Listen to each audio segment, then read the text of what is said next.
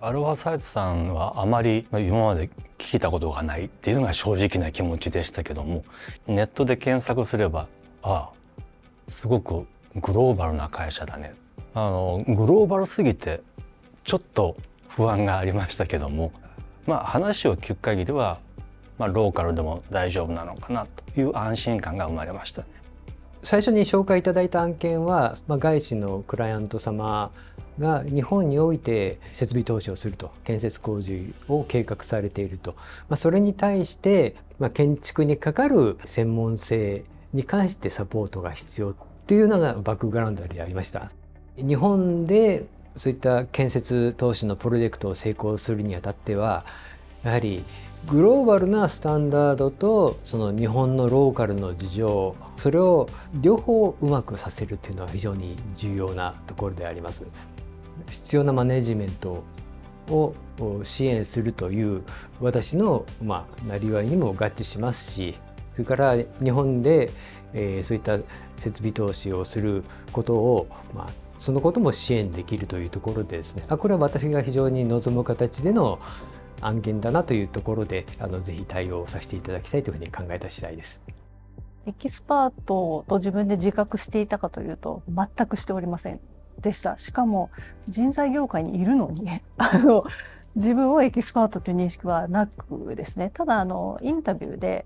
いろいろお答えする中では、これがいわゆる役に立つ情報なのかという認識ができたので、今は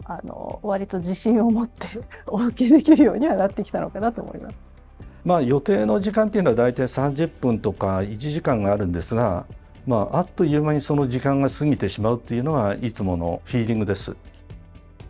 事前の準備というところでいきますと、基本積み上げてきた経験というものでお話ししますので、特段ですね、申し訳ないですけど準備としておりません。持ってるものをそのまま提供するという形になっておりますので、インタビューするにあたって何か特別なことをするということはしていません。私自身もアルファサイトさんとの最初のコミュニケーションを取り始めた時はフルタイムで仕事をしておりましたけども、空いてる時間を希望してその希望に対応していただけますので、そういった堅苦しくは考えていませんね。秘密事項に関わることに関しては話すべきでないということを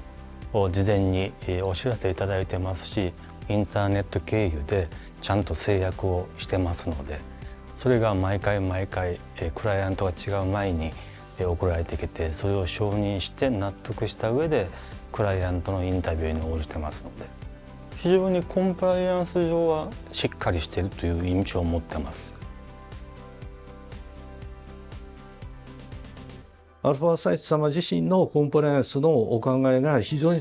厳しいものであって、私は安心感を感じてます。それから私自身がアルファサイト様とここ1年半数々のヒアリング案件を受けてきましたけど、その中でも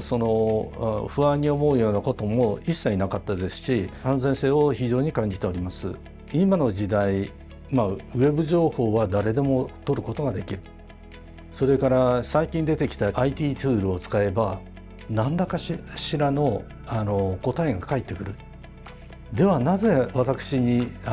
質問してくるのか。私自身もですね、何度か試してみた。確かにですね、優れている点は多々あって、だけどよくよく見るととんでもないことが紛れ込んでいたりすると。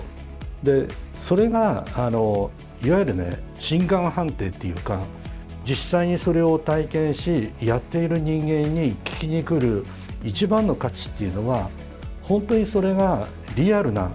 正しいものかどうかっていう点が一番興味あるんだと思います。だからIT ツールでできたドキュメントのここは削除し、ここが正しいで、ここが一番重要っていう、そこにコメントをできることに価値があるんだと思います。アルファサイトのインタビューを受けることで新しい発見は結構ございまして、特に業界の中にいると何て言うんですかね、外から第三者からの視点ってあんまり気にしなくて、例えばどうやって競合に勝つかとかですね、どうやってグロースしていくかっていう話なんですが、インタビューの方は全く別の業界の方なので、外から見るとこの業界はそう見えるのかとか、意外とその戦略を立てるときに外から見る視点ってすごい参考になるので、別のビジネスに活かせるという側面があるなっていうふうな発見がございます。